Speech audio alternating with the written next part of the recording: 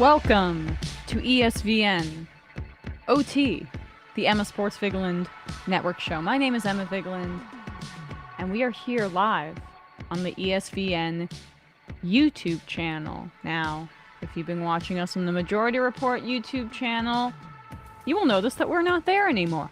Might take some time for people to figure that out, but here we are. We're going to try to start transitioning over to the ESVN channel and consolidate these things there. Thanks so much for tuning in if you are. Bradley and I are going to be giving our picks. We'll be touching on a few news stories to start off the episode, and then we will get into the very hot and spicy competition. I mean, not in a weird way, not in a sus way or whatever. The kids still use that phrase. Between myself and Bradley over picks against the spread. Bradley, how you doing? I'm 3-0. Oh, god damn it. I'm undefeated. Oh, sorry. Gotta get this mic out of here so people can see Mike loading better. Do you have to? I'm 3-0. I'm undefeated. Yeah, you went 3-0. I went 3-0 week one, so I bragged about it too. That was a while ago, though. It was, No one and now, that. Even though I went 2-1, I would be feeling so good. But Bradley went 3-0, so now he has a 2-game lead on me. We'll get into that in a second, but Kadarius Toney traded. That's what I call a cushion, by the way. I know that's what it is called. It's a little insurance. Yeah, because I've decided to kind of go rogue and go head-to-head against Bradley just to see if I can make some gains at his expense Going this full week. tilt on me. We'll get to that in a little bit, but I just wanted to highlight a few trades that have happened. Robert Quinn is now a Philadelphia Eagle, which sucks, but at the same time, hey, you got to go up against Andrew Thomas, so sorry, but the Eagles just keep getting better. And they have so many draft picks that it doesn't matter. They can keep acquiring people up until the trade deadline. They're going all in for the Super Bowl, and then they're set up super well, no pun intended, with 2 draft picks in the first round next year. So the Eagles, well-run team. Howie Roseman, unfortunately, very, very good at his job. I was just going to say, it's so funny because, like, I feel like either last year or the year before, there was some clamoring for, like, Roseman to be fired.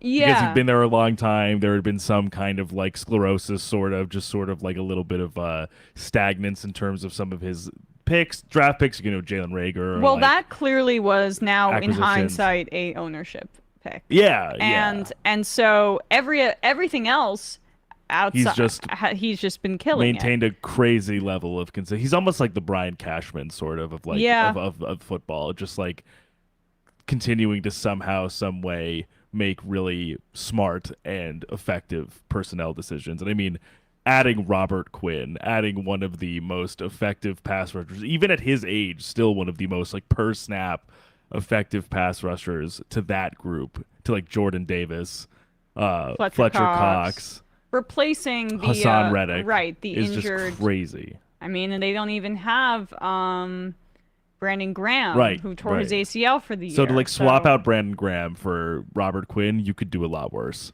100%. So the Eagles maintain their hold on the NFC and are clearly the top 3 teams in the NFL.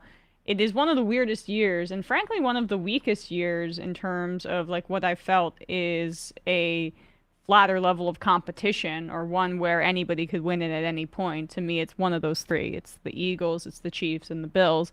And unless someone emerges, I think the Bengals are starting to look a bit better. But unless someone else emerges, I just don't see them, either of those teams, being out of it anytime soon.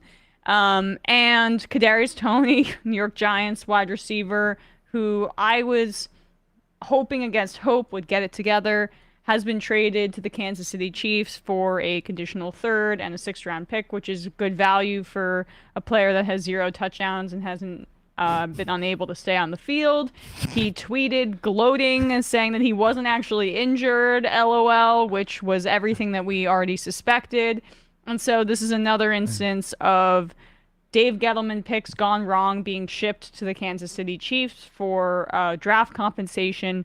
DeAndre Baker, another guy who had character concerns going into the draft, just like Kadarius Toney, but Dave Gettleman, who preached culture all the time, took him anyway. Also, was brought up on charges, then traded for, or either cut. I think he was actually cut. Sorry, I should say. But Baker was cut and then signed with the Chiefs, and then it didn't work out there either. But Kadarius Toney actually has elite talent, unlike DeAndre Baker. So Emma was keeping her powder dry before emptying the chamber on Kadarius Toney. That's the thing, right?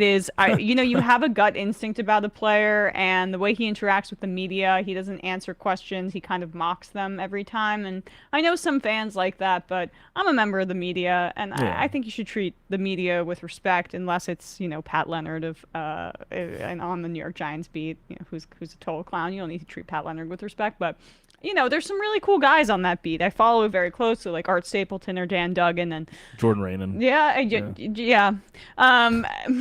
And so they should be treated with respect. And it didn't sit right with me. And then also just he was always had a hamstring. If it wasn't one hamstring, it's the other hamstring. And it's like, dude, how many times are you injuring your hamstring, or do you just want to play Call of Duty and make music? Well, now he's sort of alluding to the fact that he was not fully honest about how injured he was or how unwilling, incapable he was of playing, at least per a kind of cryptic tweet. Which he then deleted. Yeah, which he deleted because I guess... But it's don't want your future employer knowing that you kind of just fake injuries sometimes to get out of doing what you don't want to do. And it would be one thing, I'd be more sympathetic if this was still the Joe Judge regime, but this is a regime that the rest of the team has bought into. So good job, Dave Gettleman. Thank you for wasting yet another first-round pick on players who do not have, who you clearly didn't do your due diligence on. That's that. But in happier news, well, actually, this isn't the case. This isn't super happy news, but I do want to talk about some of the drama that's happening between Mac Jones and Bill Belichick. The Monday Night Football game was a bizarre scene, in my opinion. Yeah. In terms of like the jockeying between two different quarterbacks without really any sort of understanding of like who is number one in the pecking order. And Bill later says that was part of the plan, which I doubt. I'm skeptical about. He pulled Mac after Mac threw an interception. Right. And then Mac leaves, and these Patriots fans, I'm sorry, guys, what is wrong with you guys? Cheering, Zappy, yeah! Oh, nice, right? We get a quarterback who can run boots and can throw open passes to receivers when Ramondre Stevenson and Damian Harris are carrying the entire team and the line, run blocking, carrying the entire team on your back. And then you have a quarterback who's, like, frankly, Zappy was making some elementary plays, and then he gets exposed. There were really Patriots fans that after just a short stretch, it reminds me of you guys with the damn Mike White thing with the Jets. Like, you're really giving up on a guy who was almost Rookie of the Year if JaMarr Chase didn't have this historic season last year, Mac Jones. Oh, I thought you were saying Zach Wilson. I was like, I don't know what these seasons I'm sorry. I'm like bouncing around a little bit. It reminded me of that situation. I know what you mean. Second overall pick. He's out with injury. Mike White has some success just not messing the game up. It was one game. It was just the Bengals game. And the Jets fans were like, maybe it's time. Maybe I mean, and he was just bad. Yeah. Because he's a undrafted guy. Like, he is a backup, if that. Yeah. And right now, Zappy, it's kind of the same situation. So I don't understand why Patriots fans are so quick to throw Mac Jones overboard. And frankly, he hasn't done enough to really warrant that score. And it's not as if he's been consistently bad. He was, like you were saying, he was genuinely like, I thought honestly of, if we had to do that draft over again purely on 2021 performance, he could have been like in the top 5. In terms of like redoing that draft, redrafting. And of course, me and you have both said, imagine him on the 49ers. The 49ers should have taken him. Yeah. There's no question about it. If they were going to trade up. What could Kyle Shanahan do with that guy? Yeah. That pro-ready quarterback. The reason that Mac Jones struggled early in the year before he got injured was because Bill Belichick, who I've been a defender of for a really long time and have often attributed the championships more to his coaching than to, Tom Brady being elite. And that we'll never know if that was the case. Brady winning a championship after that certainly undercuts that point that I've been making. And frankly, the way that Bill is acting in this situation bothers me and makes me rethink some of those guesses that I had about that as well, because he's punishing Mac Jones for some reason, not committing to him as the long-term starter. And I understand that in Bill's world, you've got to earn it. This is like a military style NFL program where it's all about just doing your job and you don't ask questions and you don't make hay. But the scuttlebutt is that Mac Jones was upset about the inexperienced coaching staff on the offensive side of the ball with Joe Judge and Matt Patricia running the offense. Two guys who have never absolute right to be upset. Yeah, it's two guys who have never been offensive coordinators. No, and Mac Jones knows. So first of all, he worked with Josh McDaniels last year. I think they had a very good relationship, as Josh McDaniels seems to have with his quarterbacks generally, and he sets them up to succeed. So natural to be upset about it. And I think he would have been fine if maybe someone on the offensive staff under McDaniels was the new offensive coordinator. Yeah, like the quarterback's coach, maybe? Or but instead, Bill decides to put a defensive coordinator and a special teams coach who failed as the coach of the New York Giants, and the other who failed as the coach of the Detroit Lions. Two like famously bad head coaches for their tenures. Right. Two offensive minds, because Bill thinks he's above it, and I understand he has enough credibility for a lifetime on that front.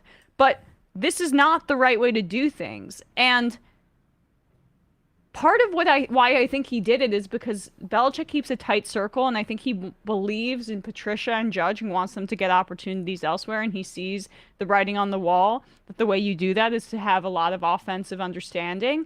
But what about your team?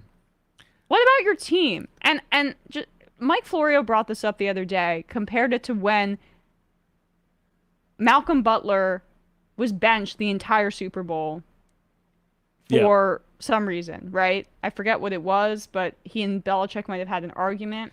Butler didn't fully specify after the game, but he was benched the whole game. He was their best defensive back at that time. They lost the Super Bowl to the Philadelphia Eagles. Yep. This is not a good way to run your organization in the modern NFL. And I understand, like, Bill's philosophy was what the NFL has been for decades. We're in a new era. You've got to treat the quarterback as a part of the offensive structure, because that is what they are asked to do.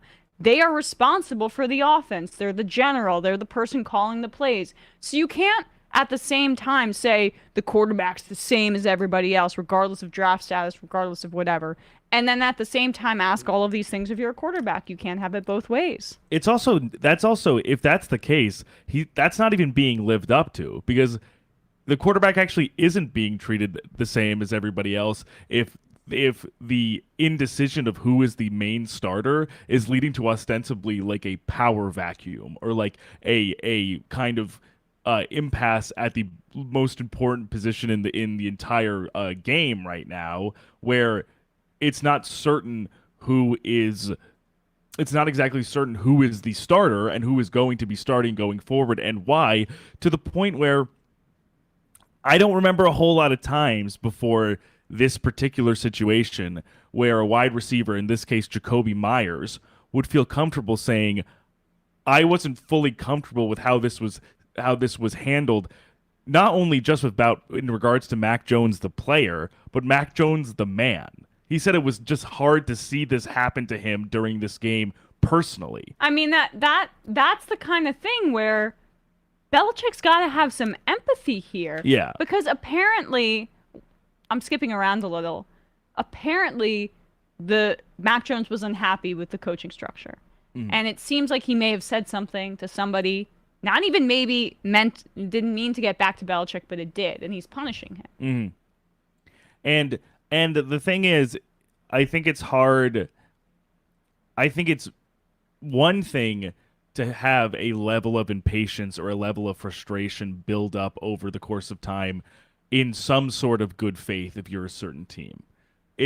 For example, like, I could understand 49ers fans having some frustration with what's been going on at the quarterback position, because they've seen, I mean, listen, don't get me wrong, obviously Garoppolo has been behind center for a lot of 49ers success, but I understand in terms of wanting to see some sort of progression from that. Oh yeah, After so it's been many, despite right, Jimmy G, not because of exactly. him. And after so many years of the same kind of format being run out, and not always by choice in the sense of they weren't. I don't think Niners fans were necessarily expecting Trey Lance to be out for the season week 3 and having Jimmy G back in that role as he was for the last 2 or 3 years. He may come back like in a few. I guess weeks, maybe in a few we'll weeks, see. but we'll see. Right? Who's to say? And who's to say what it will result in? But after the season that Mac had last year, and maybe he had a little bit of a rockier start, but it's not as if he has a lot of great personnel or great offensive scheming to work with to begin with. Devontae Parker has looked pretty good, but a lot of their strength on offense, as you said, has been on the ground. It's been through Ramondre Stevenson and it's been through Damian Harris. So I just think it's a really, if this is the case that Zappe is either actively competing for the job or will supplant Mac at some point, it just seems like a really tight rope. It seems like a really quick hook for Mac when I don't necessarily think he's been so abominable that it would warrant him being taken over by a fourth round rookie. But that's what I'm saying. I don't think it's about play. Yeah, no, I think it's personal. Because it would be hard to justify if it's only about play. That's the thing. Yeah. I mean, and we saw it looks like Mac is going to start next week against the Jets, but see how cool. Guess we'll see how quick the hook is there too. That's exactly right. Who knows? Because Bill Belichick keeps these things under lock and would refuse to answer the question. He was asked who will be the starter, and he said the quarterback will be the quarterback, essentially. Right. At a certain point, dude, you've got to treat your players and take into account the public criticism that they might receive. Like, I understand that you don't care, Bill, but these players are also human beings, and they're going to bear the brunt of this. And so to have Mac Jones endure that, to get booed off the field, and then you yank him after an interception to put Zappe in, as Jacoby Myers was saying, that's just not nice. Like, that is not treating your players right. And that matters more than ever before. There's just more deference to that, especially to, like you said, people in certain positions, like when you're the quarterback. Like it does have some sort of reflection. Bill is the only guy that could do this, and he's running out of goodwill at this point to do this. I don't think people would look at this the same way if, say, like, if like Lovie Smith was doing this in Houston, or like, or if Eberflus was doing this with Justin Fields. Oh my gosh. It's something like that. I just don't think it would be nearly as, I think it would be far more scrutinized, or there would be a greater microscope for this type of quarterback jockeying for a different coach. 100%. But before we get to our picks, we'll have one just like fun little ditty. Of course. Russell Wilson, bro, stop leaking embarrassing crap to the media about yourself.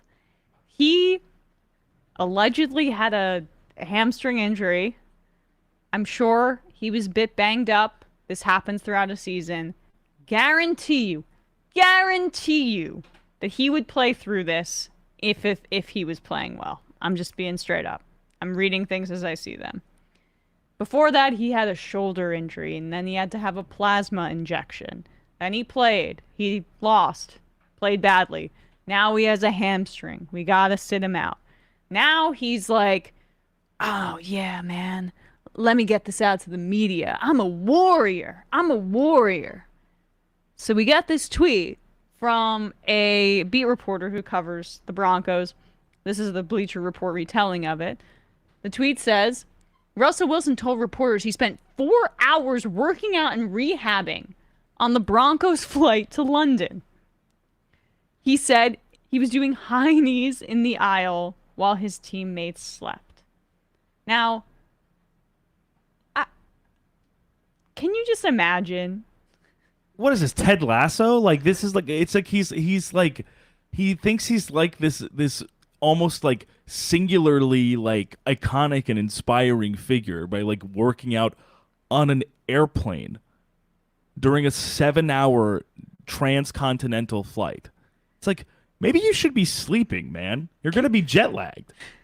I'm just trying to think about the guys trying to sleep on the plane near him, and you just hear the rapid like breath, you know, when you're doing Heine's, like let's ride. Let's ride. Oh. Broncos country.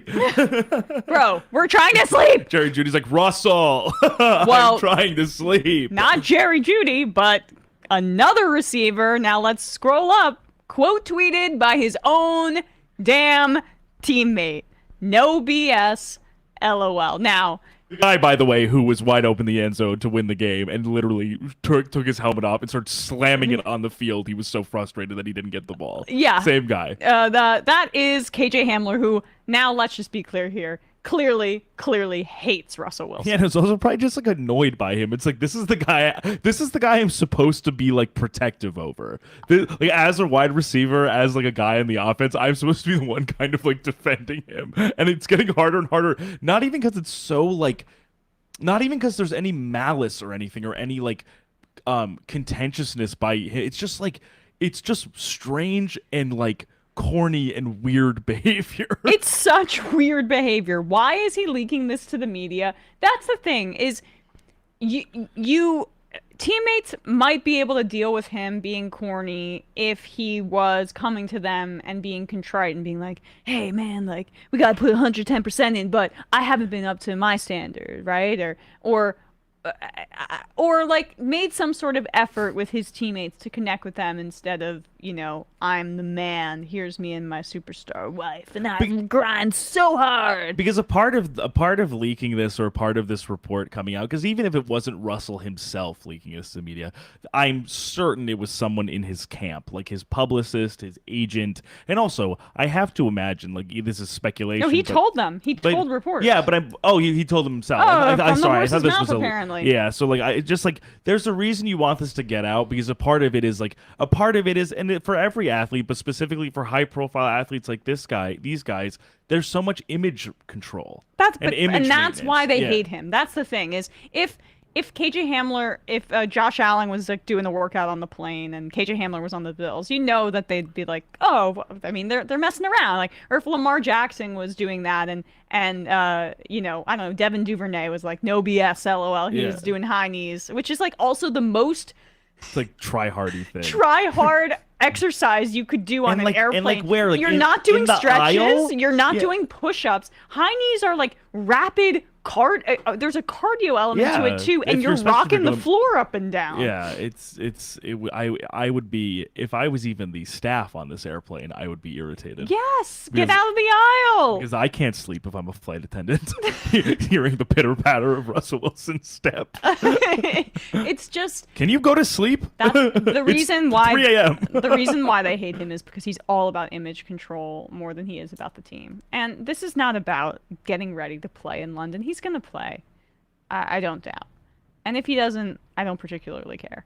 The point is that he's saying this to make himself look better. And it seems like there's a disconnect between the amount of energy made into making himself look better in the media versus actually getting better on the football field and connecting with his teammates. And if they earnestly felt he was trying to get better in the way that they, you know, that felt human to them, we would not be getting these reactions. And I hate to look at it this way, but like, I have to, unfortunately, especially in this day and age of social media, because also, don't get me wrong, like, I'm sure silly stuff like this, or like kind of like annoying stuff like this happened, and it's not as if none of this stuff ever got out about, like, for example, Michael Jordan, or like somebody, you know, like or Dennis Rodman, or like people like that, like antics like that. Michael Jordan was one of the guys, though.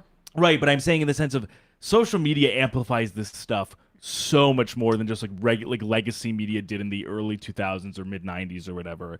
But pairing that concept with the reports that potentially, if the Broncos lose this game, if the Jags beat them, that Nathaniel Hackett might be like, this might be his last chance.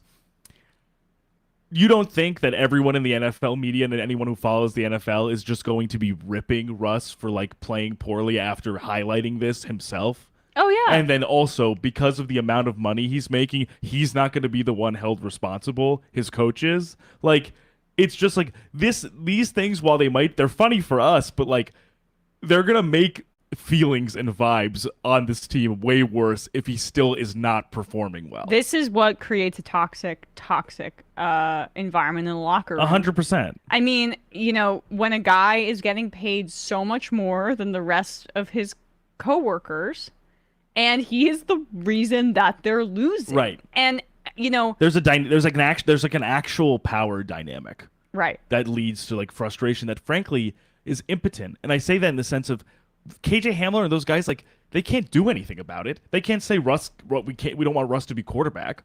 I'm going to look up KJ Hamler's contract right now. Relative to Russ's, KJ Hamler is on the third year of a 4-year, $7.1 million rookie contract. 4 years, $7 million. And the only thing that's really guaranteed there that isn't, the way these contracts is the signing bonus, which is $2.7 million. He could not he could have a season-ending injury and then have to live off of this for most of his life. I didn't even realize the discrepancy would be that large. Russ is supposed to make $260 million over the course of this contract. And then there's the one guy who's wide open doing his job, and then there's the one guy who's missing him and doing high knees in the aisle, and not even trying to be their buddy, right? That's the thing.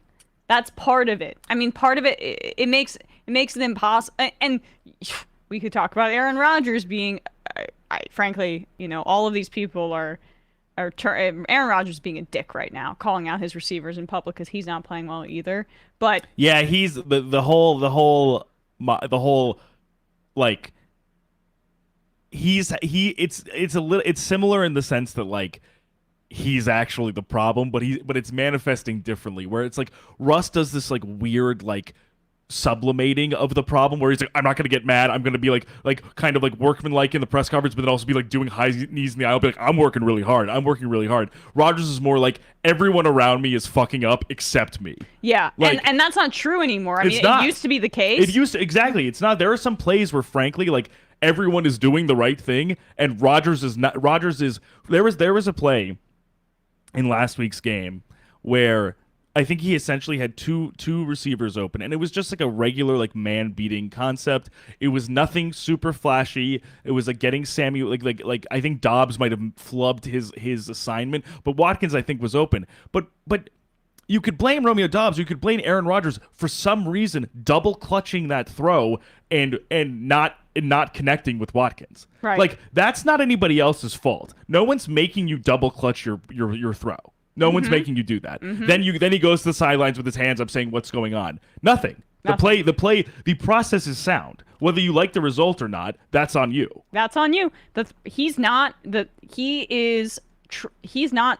taking shots downfield or standing in the pocket in the way that he used to. And it goes the same for Brady, as we've been talking about too. Yes, the wide receivers are beat up. Yes, the offensive line is beat up. But also, there's a reason why they're constantly in third and long. Yeah. There's a reason why Brady can't get the ball out as fast as he used to. There's no one making Brady 2 seconds later on his release. There's no one else that's making Brady not be effective on third and long where he has been before, where this team has been before. None of these guys and all of these guys are paid a ton of money, and the through line is that none of them are taking accountability for their own play. And the through line is also that it is a team sport, but when there is a difference in importance of the people's roles on the team, the expectations have to adjust as well. Yeah. I'm not going to blame Luke Gadecki, the rookie left tackle, who is not supposed to be in this situation, more than I'm blaming Tom Brady. Right.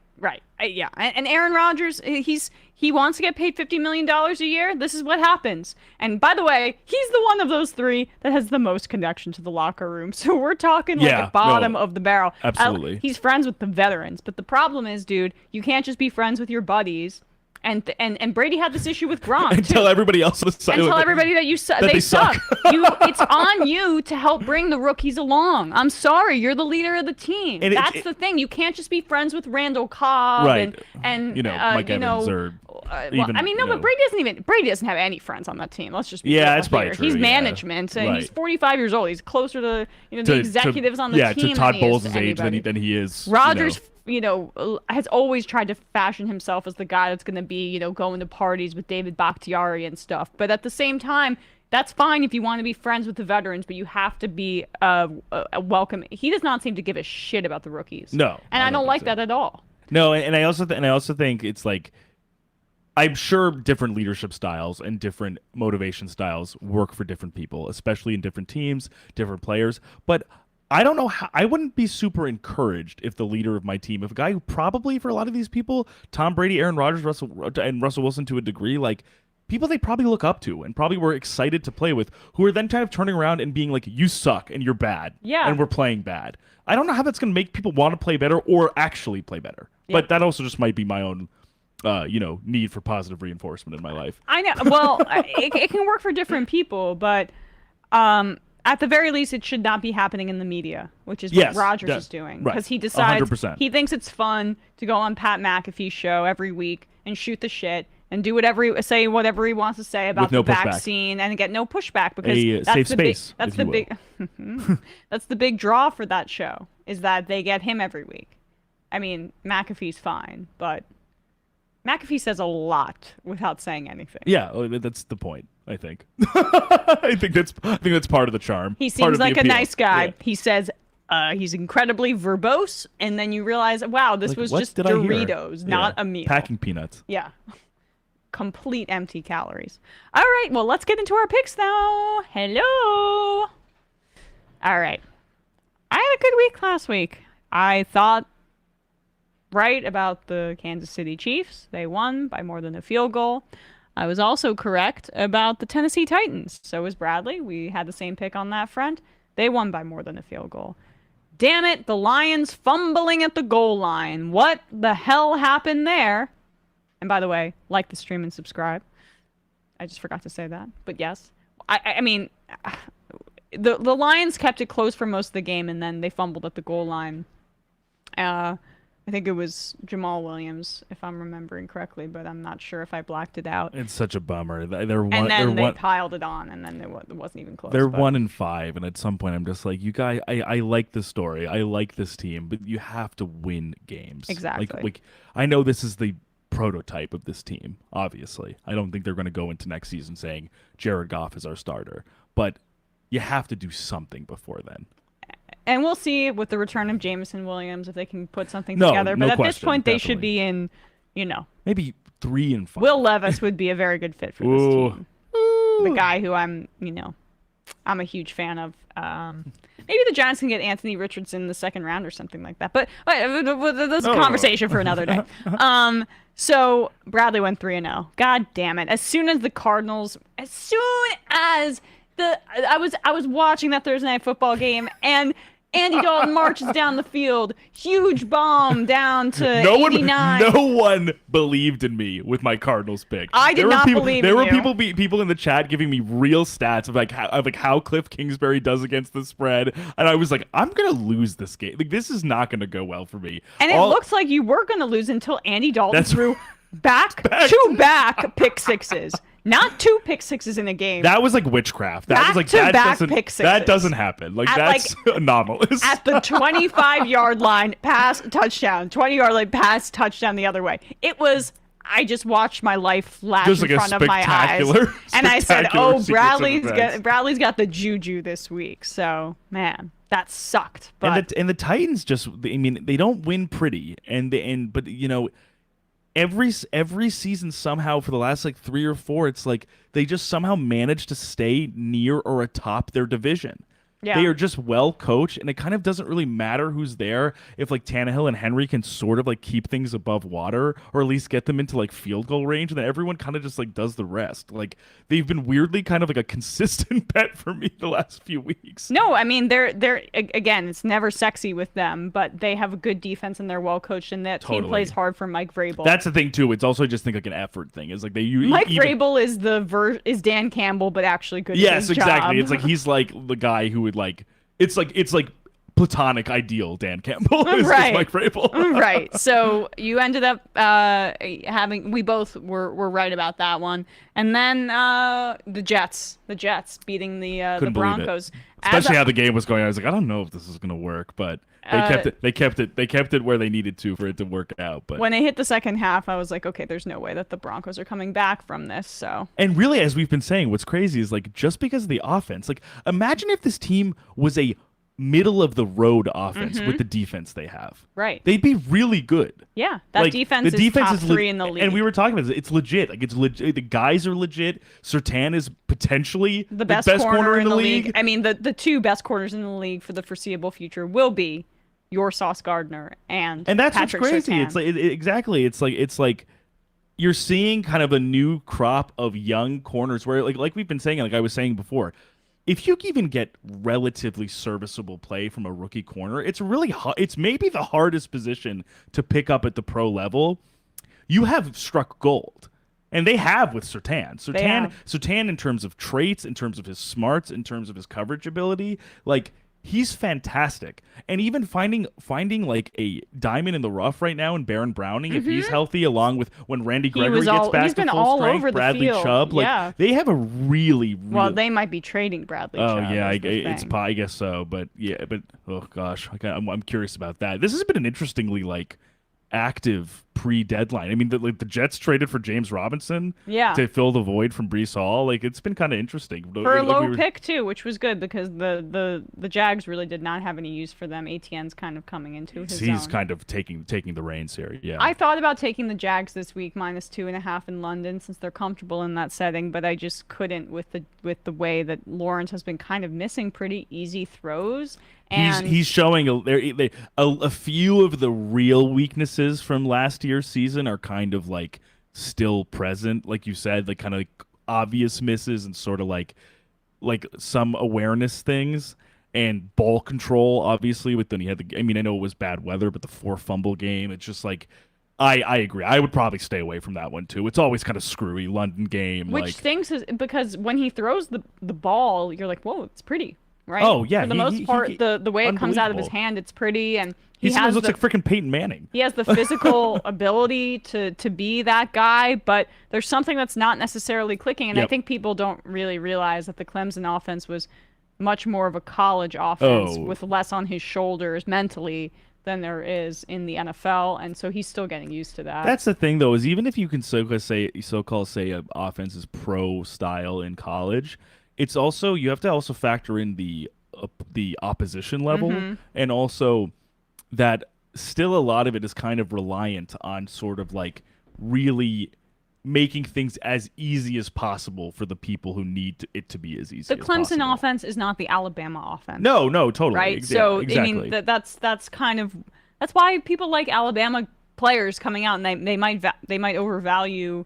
But they're smart. They're all very smart. I mean, for example, even on the defensive side, Surtain, but also like Waddle. Yeah. Wow. That's why Bryce Young's going to be overvalued coming out. Oh yeah, no question. But Waddle, for example, but also like Amari Cooper, like they're different sizes and different traits. It's always like, but they are probably at least relatively ready to come in. Mm-hmm.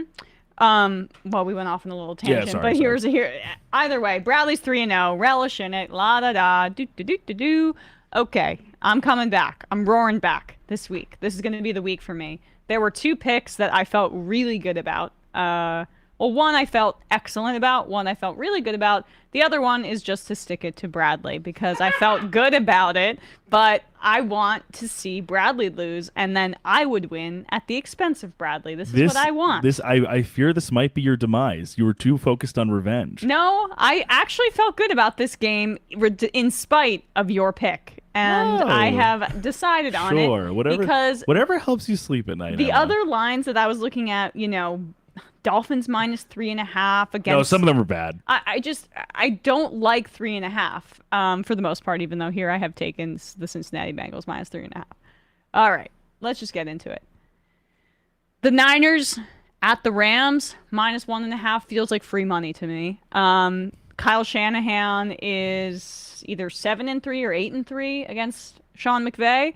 And the Rams just don't look good. The Rams look terrible. The Niners now will have crazy a full package Super Bowl of hangover for the Rams. Well, right they now. have no. I mean, losing Andrew Whitworth was a really big issue for them. Their offensive Totally. line is one of the worst in the league right now. Joe No, actually a few starters too, because Joe Noteboom is in replacement for Whitworth, and he's just not nearly obviously the left tackle that Whitworth was. Even They at lost 40. They lost Austin Corbett. They lost, I think, David Edwards as well, or he might still be there, but Corbett's definitely gone. So they've lost a few pieces from that line. Wait, did I just see that JaMarr Chase is out with a hip injury for 4 to 6 weeks? I didn't see that. Someone just IM'd that. Breaking No news. freaking Brennan from way. Kentucky. Thank you for sending that. Brennan, my man. Am I locked into Cincinnati -3.5 now? All right, fine. I'm locked in. Whatever. It doesn't matter. Joe Burrow's that good. It doesn't. Let me just know that this is the second week in a row that you've attempted to shift your picks on air. All right. Are you okay? Now it's getting personal. Let's see how the line shifted. Okay, we're not the book is not closed on this. Let's see how the line shifted. Really quickly. DraftKings. Okay, now it's -3. It's already moved a point just from that news.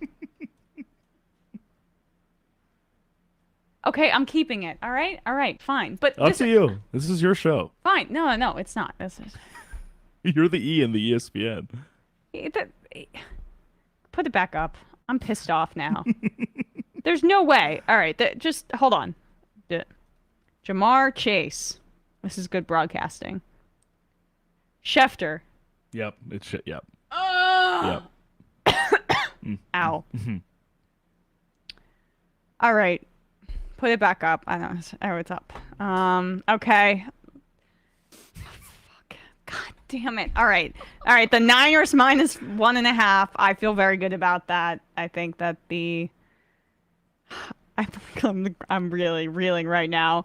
I think that Trent Williams will be a bit healthier this week. Nick Bosa played last week. Hopefully he'll be a bit healthier. The safety, Hufanga, should also be off the injury report. McCaffrey will be more incorporated into the system. I think they'll win against the Rams by at least a field goal. Now you go, Bradley. Fuck. Yeah, so I took the Ravens +2 tonight because I don't trust the Bucs right now. I think, as I was saying before, Brady has looked even by the numbers, has looked a few steps slower, and have not really seeming to be able to get anything going in the air, even with Mike Evans back.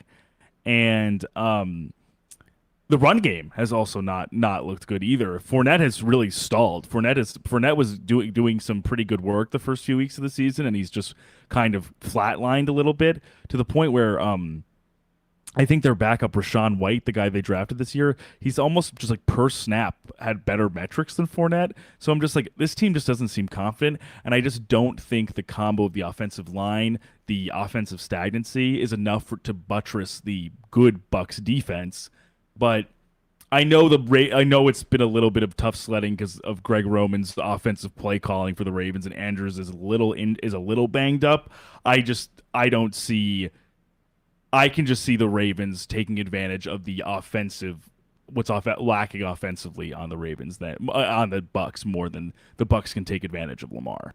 I almost went not Bucs, Ravens +2 as well. I just am scared about the Bucs being at home and them getting pissed off. I'm really busting you. If you want to change it, you can change it. No, I'm not going to change the pick. I might change the line to -3. I feel like that's a good way for us to split the baby here. That's fine. Because I'm good with that. I mean, that changes the entire offense. And I mean, it is potentially the worst beat we've experienced on this show already. Just having this come out on air is just cataclysmic. I cannot believe it. All right, so we'll go with the Bengals -3. I feel like that's a good compromise that's for fine. us. I'm totally good with that. Okay, especially because this is Monday Night Football, so there's a far ways away. We'll see what happens also. But if I were to make a pick, and we will at the end of the show, I would say Ravens -2. I mean, Ravens +2, I should say. Okay, so you agree with me. I agree with you. I do. But at the same time, I'm just a little scared of it about making it a lock. So no, I understand. Then we're in conflict about this game. Now, I think that Sam Ehlinger is going to bring a new dynamic to the Indianapolis Colts offense. The Colts are 3-1 despite terrible play from Matt Ryan, who looks like he could break in half at any moment when he's on the field. And let's just put up the lines here. Looks like he could break in half at any moment. He was benched. Sam Ehlinger has some scrappiness. He has the ability to scramble. He has a little bit more in his arsenal and an unpredictability element that I think at home will make a difference. So I think Indianapolis wins by a field goal, and I thought this before you told me what your pick was, which is betting on the Washington Commanders to keep it close or win. -2.5 Indianapolis. We're going head-to-head here, baby. So just to be clear, the Commanders are favorites in this game, which I think is also a little... No, they're not. Oh, sorry. That's what I was surprised by. The Commanders are dogs, which I'm surprised by because they're dogs against a quarterback who has never started an NFL game. So I'm not... They'll set him up to succeed. He's a winner, baby. I'm not even trying to cast too many aspersions on Ehlinger. I'm just thinking about the concept of a guy going up for his first NFL start after benching a vet.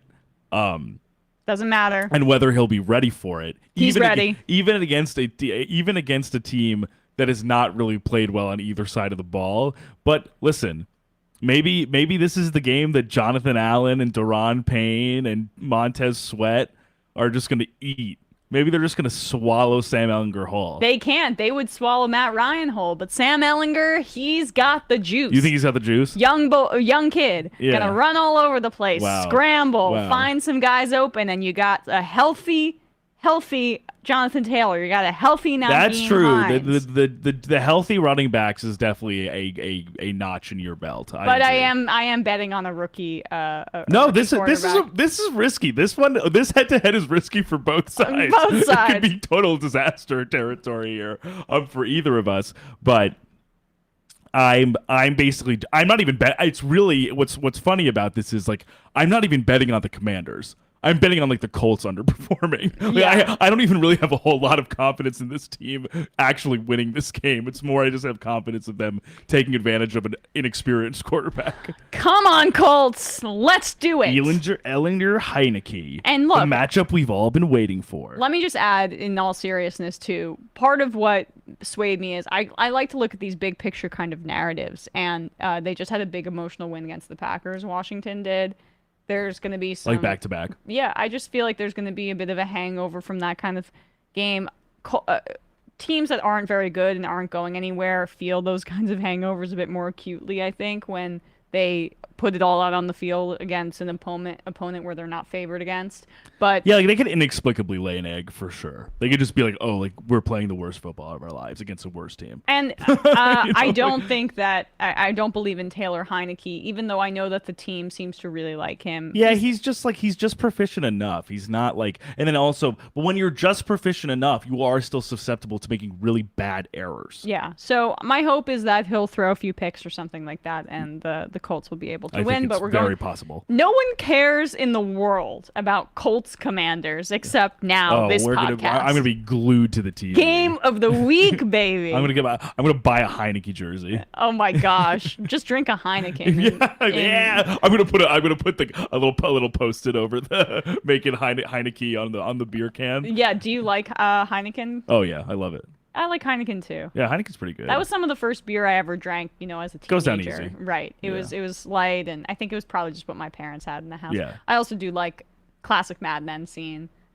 They're trying to pitch to Heineken. Oh yes. Don tricks Betty into basically buying it and wants it to look like a housewife would buy it to seem sophisticated at the store. You tricked me. And she feels like, well, the thing is the what's interesting about her psychology, she just wants to feel like she's a part of the conversation, has agency and has value. And so when he uses her as a prop, as a housewife, essentially, without consulting her. Heineken, didn't you? She could have been in on the joke. Nope. Anyway, greatest show of all time. Greatest show of all time. Still think about it sometimes. Yeah. Even though I finished it a few months ago. Think about it every day. That's all. I love those old cans too that they had. that kind of look like you were almost like a can opener. Oh, sort of right, thing. right, with beers. Yeah, right, yeah. Exactly. They're like it's a flat top. Yes, Looks exactly. like a can of yeah, beans. yes, exactly. I love that, but they don't do that anymore. Okay. Anyway, now I can't believe that just happened in the middle of me giving my pick, but I still refresh here, Bradley, because I changed it to -3. Oh, okay, got it. 1 second. The line already has shifted a point because of the breaking news that JaMarr Chase will be out for 4 to 6 weeks. That's really going to change the fortunes of the Bengals. I hope not for the worse, and I can't imagine that it would be for the better, because JaMarr Chase is the best receiver in the NFL, in my opinion, and that connection with Burrow is otherworldly. But the line's already shifted by half a point given this news. I still think that the Bengals will beat I still think that the Bengals will beat the Browns. -3, I could see it being a push, but the Bengals are trending in the right direction. The Browns are trending in the wrong direction. Yeah, they have not looked very good recently. Even the defense that was probably even the offense, I guess, actually, because the defense has looked a little shaky throughout, but they are not. I mean, even last week, the game that they played, they did not look particularly, intimidating. So, like, I could see, especially with how Burrow's been playing, even if because they've really switched up the offense for him. He's basically not running any plays under center anymore, and he's only going out of the gun. So, like, which I think has helped a lot. I think it's just put a lot more control of the offense in his hands. Which and I the think line is good. has improved a lot in the Totally. past 2 weeks. I mean, it they're definitely just seems they're like they're serviceable right, now. which is almost what you need when you have such a heady, smart guy like Burrow, who can make moves with his feet if he needs to. Oh, he's so slippery. Yeah, he's one of my favorite watches in the pocket, especially when he's like has a good line, like a good enough line. Like he can make a lot of magic. Like, and honestly. I'm a big Justin Herbert defender, but he's a little bit robotic in the way that Daniel Jones was early in his career, where he just stares downfield and he just sometimes loses track of the rush. I've never seen a young quarterback have such a great sense for the rush. And I mean, Justin Herbert is so. I mean, Joe Burrow is so good at that. We saw so many moments last season in their playoff run where there were times where it's like, oh, like he should have gone down 3 guys ago, and he was able to wriggle out of like tough situations. And it's not like he has the size or the athleticism purely of a Josh Allen or the speed of a Lamar Jackson. Right. But he has such amazing feet and feel. Right. And it's like reaction time too. It's just like he's so quick. Like he's so quick to process that. So even though of course Chase is an enormous loss, I'm literally sweating. No, I understand. and I think that, but I really do think if this continues where they're scheming it up better for Burrow, he can still. I don't think it'll be. I can really see it not being a complete like disaster as a result. Trying to talk you into this. Yeah. I still think they're going to win, but it's hard for me to do this on the fly without being able to do a little reading on how this might look, but I'm sticking with it. I just changed the line by half a point. I think that totally fair. That's fair. Now, Bradley, you have the Titans -2.5. Oh, this is easy for me. The Titans are my team now. I'm a Titans fan now. That did look very tantalizing. Even someone in the chat a few weeks ago said that I resemble Mike Vrabel, so I'm taking him as my team now. Gonna be at home stalking my living room on the sideline. But the Texans are just bad, and like essentially are probably vying for the first overall pick. And I don't blame them a whole lot. They have a few good players. Like I like Christian Kirksey. Derek Stingley's actually looked pretty good, despite the injury history he had. Davis Mills is fine, but they just don't have a lot of talent. They're just pretty talent depleted, and I think Lovie Smith, unfortunately, as we were talking about, is kind of like another black head coach who's put there to be a fall guy. As if they couldn't just continue with David Culley and you could keep up your charade. The same charade of saying we're going to have a black coach when clearly they didn't want to have a black coach. They wanted Josh McCown, who's never had coaching experience, and maybe he'll be the head coach next year. And then they'll have a rookie quarterback so he can screw that up without having any head coaching experience. Love the Texans. So I think it's just I just think they're in a weird situation as a franchise, and I just don't think the vibes are that great. And I'm not expecting a whole lot from them. And I think even though the Titans aren't really blowing anybody out of the water, like I was saying with my pick last week, I just think this isn't that huge of a line. And I just think they're able to really capably just go through the motions of what they do really well. And this one to me almost seems like the biggest home run potentially of the picks that I have. I agree with you. I mean, I think that would be the one that I would feel the best about if I were you. I feel the best about San Francisco -1.5. You feel the best about Tennessee. Yeah, those are kind of like -2.5. I would say more like the easiest swings. I would say. Yeah. Other two are a little say bit you more. want to.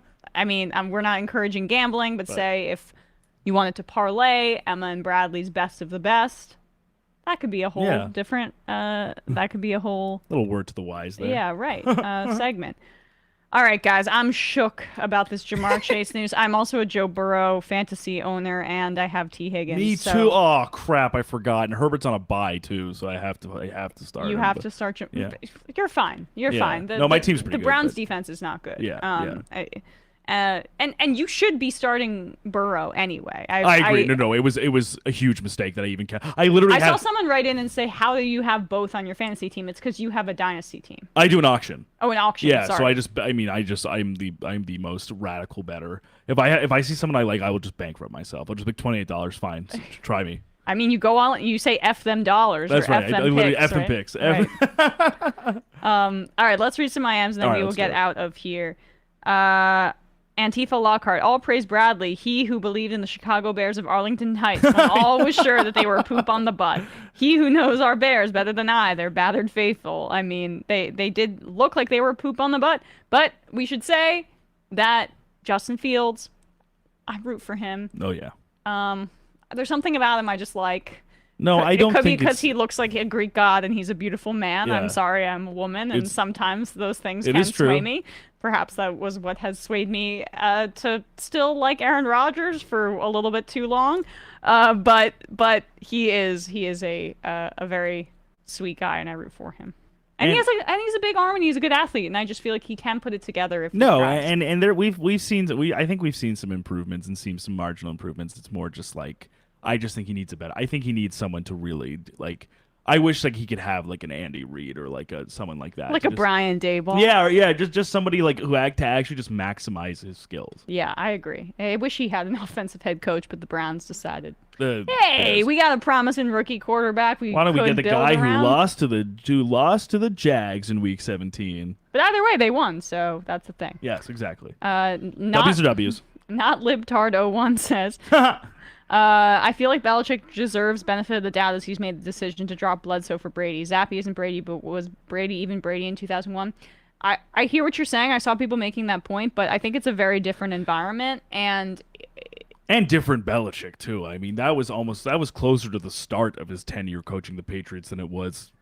I mean, this is 20 years on. Yeah, I mean, and then Brady didn't stop being the starter when they were playing the Jets next week. I understand why you feel that way, but I think the NFL has changed a lot from that point on. No question. And quarterbacks coming out of college have even more polish than they ever have, and there's a way easier sense, frankly, to gauge who should be at the top of the draft and who shouldn't be. And Bailey Zappi is not as talented as Mac Jones. Michael B. Jordan Peterson, how do y'all expect this season's success of Seahawks Fall of Fame Geno Smith? How do y'all explain? I mean, Geno's just balling, and I feel like, frankly, Russell Wilson must be been holding the offense back a little bit because you see how he can't really see the field very well. My guess is that they're able to do some more interesting passing concepts with Geno because he'll go through his reads. Yeah, I just think and he runs now than Russell Wilson hasn't been running. He's being patient, and I think he's honestly just doing everything that you want and expect a quality quarterback to do at a very high level. He's just the footwork looks good, the going through the reads, the processing looks good, the going through the reads looks good, the accuracy is there. I just think he's taking what is given to him and doing really well with it. I don't think it's like revelatory or anything like that, but he's doing exactly enough with what he has to be really successful. And you can't say that about a lot of quarterbacks because they're not doing that. Yeah, and Geno just he has.